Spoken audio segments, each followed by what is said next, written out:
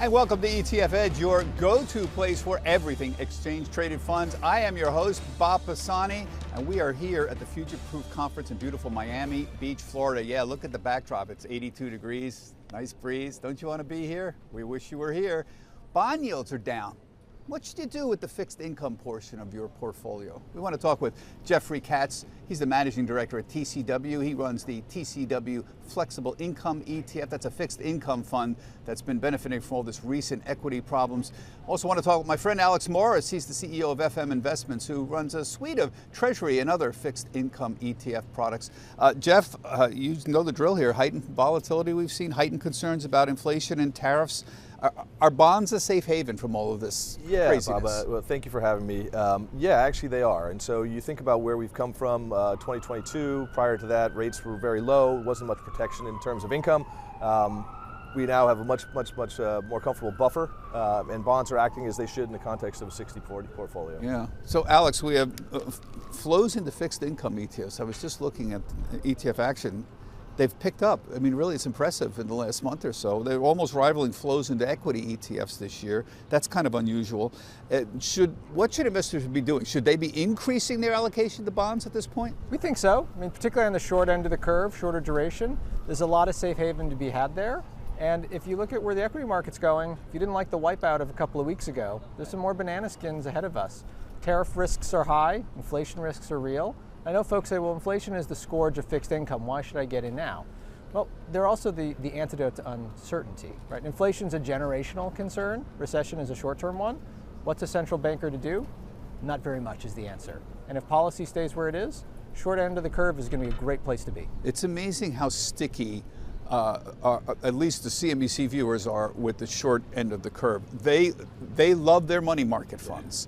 That is the stickiest thing I've seen in years. What is there, $6 trillion sitting in money market funds right now?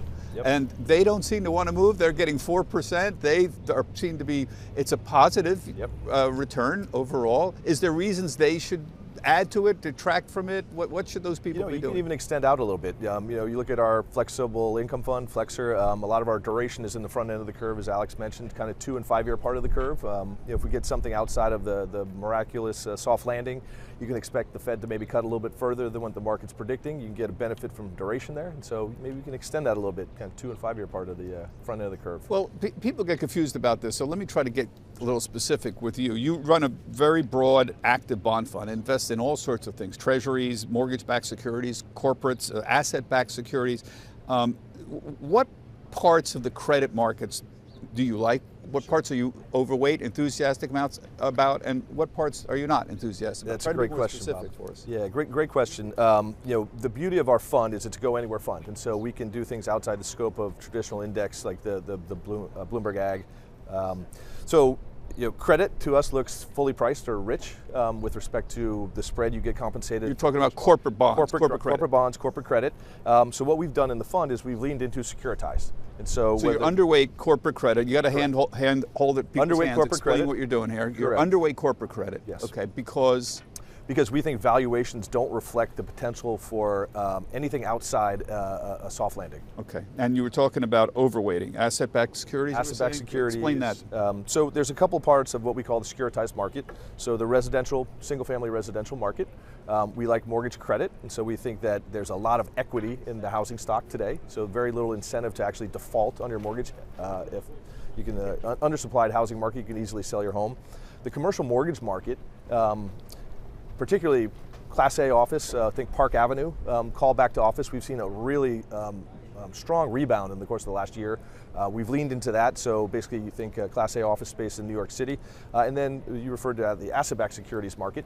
So things like CLOs, very high quality, investment grade, floating rate. Collateralized loan obligations. Collateralized loan obligations, and then data centers. So data centers are a new phenomenon, about 2 years of issuance related to the AI phenomenon we've seen. There's a very big demand for cloud computing and computing power. We're seeing a build out of that infrastructure, and they're coming to the ABS market to issue. And then we have shorter duration treasuries. I know you're overweight that too. Correct, yes. So we like the front end of the curve, so 2-year treasury notes, 5-year treasury notes, so extend a little bit outside of money markets and get a little bit of benefit from duration. So you're underweight corporate credit, you're overweight residential commercial mortgages, overweight shorter duration treasuries, and overweight asset-backed securities. That's like correct. Data centers. That's correct. Okay.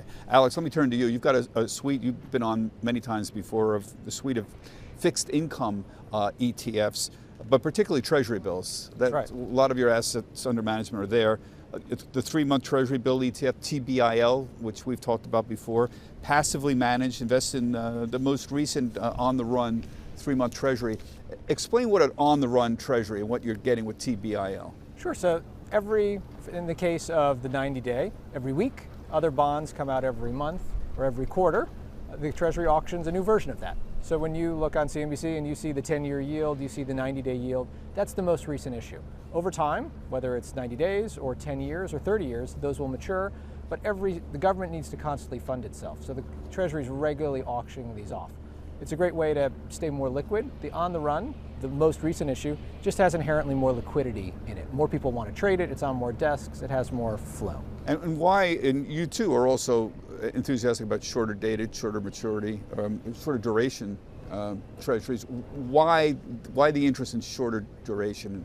We like duration to stay short because when times are uncertain, taking more risk and multiplying it to an even bigger number doesn't really achieve the outcome we want. When folks are looking for that safe haven, particularly a cash alternative, right? There are $7 trillion plus in money market funds. There's another $15 trillion locked away in bank deposits that are sitting there long term. Some CD, some just sitting in your interest-bearing account earning 25 basis points. We like that short duration to give you that same experience. I'll also say a dirty term for a lot of folks, which is tips. We like ultra short duration tips, the space that no one has played around in for a long time. We launched a fund, RBIL, first ultra short duration tips fund on the market.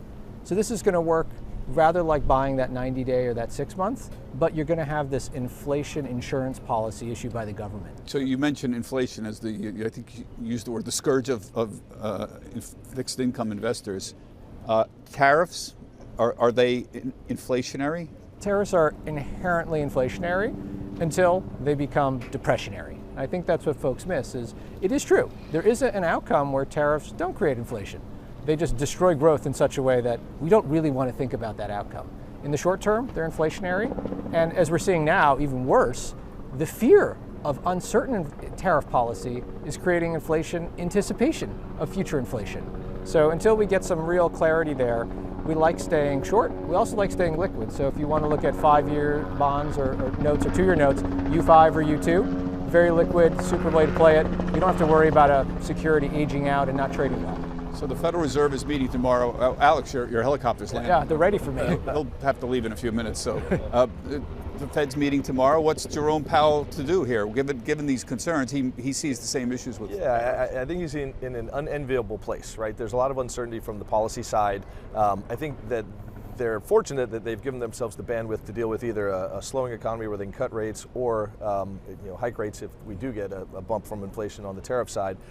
But he's in pretty much a standstill pattern. Very little he can do at this point. And you same way? Or? I think the same way. I think Jerome Powell, if he had his choice, would cancel this meeting and cancel every meeting until the end of the fourth quarter and cancel all the congressional appearances and just sit on his hands and tell everyone, don't say anything. And it's tough because they're trying to provide guidance. They've worked very hard for a number of years to retain credibility, rebuild credibility, right? The Fed is usually late to do things, which is kind of the right move often, and they get criticized for it. But they've done all the right things, and now political and policy uncertainty comes in and just bashes them over the head. And if you're Jerome Powell, you're looking at this experiment as we're driving our car into walls just to prove that our airbags work. Yeah. So I want to go back to this inflation and tips, because if inflation is really an issue, how do you get inflation protections? You've got this tips product, you mentioned RBIL. It's ultra short tips. Tips means Treasury inflation protected securities. Can you just explain how these products work? Sure, they're Treasury securities just like the 2-year, the 5-year, the 10-year. Full faith and credit of the United States government. They are linked to CPI, so they're reset every month, and the government increases your principal, so you're not going to get $100 back, you're going to get $100 back plus all of your accrued inflation. Your coupon grows with inflation as that principal grows, and if something were to happen where there's a lot of deflation, the government guarantees you par value. Where a lot of folks get burned in the tips market is they buy them when they see inflation coming. Well, what happens when inflation comes? The Fed hikes rates. Hiking rates drives duration assets down. So folks who bought even shorter term TIPS funds with 2 or 3 years of duration in it got absolutely smoked in 21 and 22. When is a good time to buy TIPS then? Well, so TIPS, a good time is when you think inflation is going to be stable, or as we've learning with our bill, it's almost always a good time to buy ultra short TIPS. Yeah. The only time when it's not is when real rates are negative, which just isn't So the if you case. think inflation is very real, this is not a good time to buy TIPS then? Well, it's a good time to buy ultra short TIPS. There's no duration in them, so you're getting just headline CPI. A lot of folks see duration, they try to fight it with gold. Gold collapsed in 21 and 22. Equities were highly volatile, and commodities were causing the inflation, so it was too late to buy them. Yeah. But that ultra short TIPS market had been it had been missed. No one was offering a fund, and we came out and the results versus even 90-day treasuries are really great. But I think you do bring up an important part though, because there is duration in those assets, and I think the market underestimates that or doesn't understand that. They think it's a pure play on inflation, and there's a duration component to those assets. And duration, of course, is sensitivity to Changes interest in rates. interest rates, Yeah, correct. The viewers get confused about Correct. duration, versus the term, the maturity, and that's a common problem. I don't want to go into that right now, but the important thing here is you guys are active, but you particularly are active. And I want to bring up that component because being an old Jack Bogle disciple, Bogle being the founder of Vanguard, his point was basically stay long, understand your risk profile, and stay long, and don't try to pick stocks or even bonds. Are you going to make an argument that active bond management in this environment would outperform, like your benchmark is AGG, this is the main benchmark for bonds. It's widely used, it's the old Lehman Brothers. And of course, the argument Bogle made for decades was holding the S&P 500, you're not going to outperform that. Holding the ag, are you going to outperform it? Under what circumstances would you outperform? So I think there's a really strong argument for being an active manager in fixed income, and so one of our over equity. More well, relative to the index, and so in fixed income, and I think the rationale behind that is if you look at the composition of the ag, so the Bloomberg Ag, the old Lehman Brothers aggregate index, it's 45% treasuries. 25-26% residential mortgages, government guaranteed, and then 25-26% corporate credit, investment grade corporate credit, with a very small weighting to asset-backed securities and CMBS, but less than 2% in aggregate. That's about $29 trillion in investable securities, but there's about $26 trillion in investable securities outside of the ag in the US. That would be mortgage credit is a 0 weighting in the aggregate index. Almost all of the CMBS market sits outside the ag. Almost all of the ABS market sits outside the ag.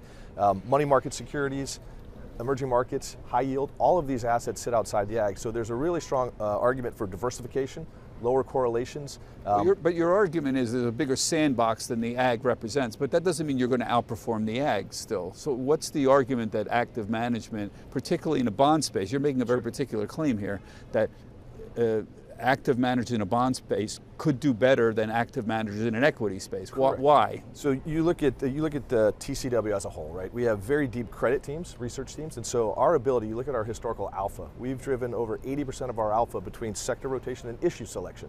So having our teams go through those commercial buildings that surround us, apartments, office spaces, residential mortgages, things like data centers, our ability to pick assets that outperform, that will not be represented in the index, is something that shines through.